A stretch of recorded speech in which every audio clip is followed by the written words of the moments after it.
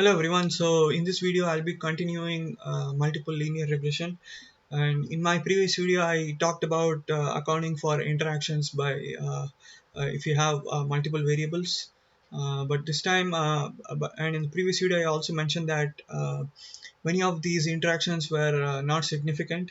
So in JMP there is a way we can once we create the model we can do something called backwards variable selection, where all the non-significant interactions and terms can be removed in order to simplify the model. So let's do that in JMP today.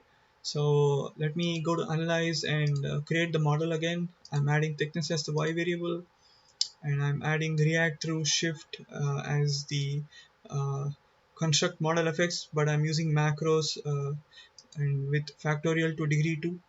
And then so this adds all the individual variables as well as all possible two-way interactions, and then I say run.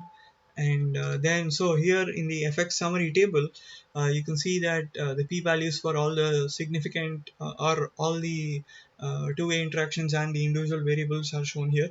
So if we keep a cutoff of 0.05, we can actually start removing some of these terms from the end that are not significant.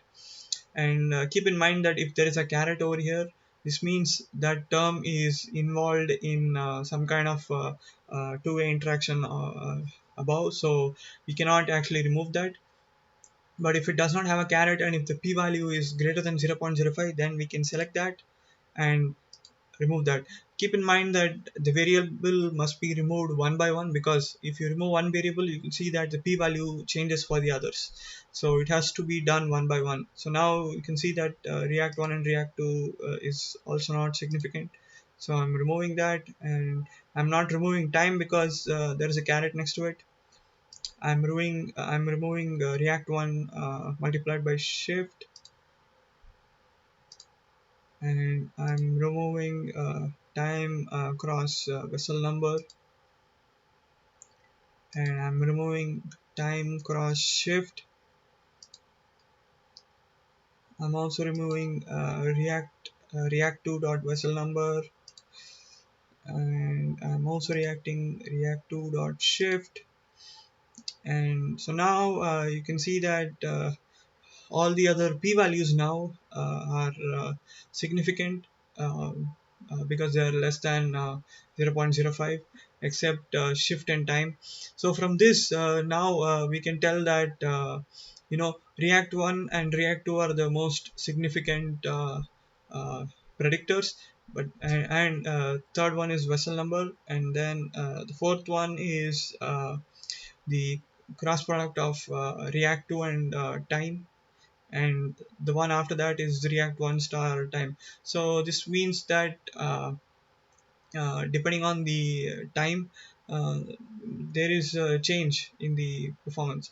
And also you can see that shift, if uh, the vessel number and shift, there is a significant impact as well. So now let's also look at the prediction profiler. So here you can see that for when when you don't change time, when you change time a lot, you'll see that your thickness does not change a lot.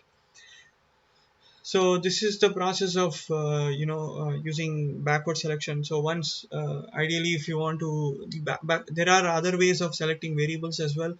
They're called as forward selection, where you can slowly add one variable at a time. As you can see, you have options to add as well, so you can slowly add variable one at a time to an existing model.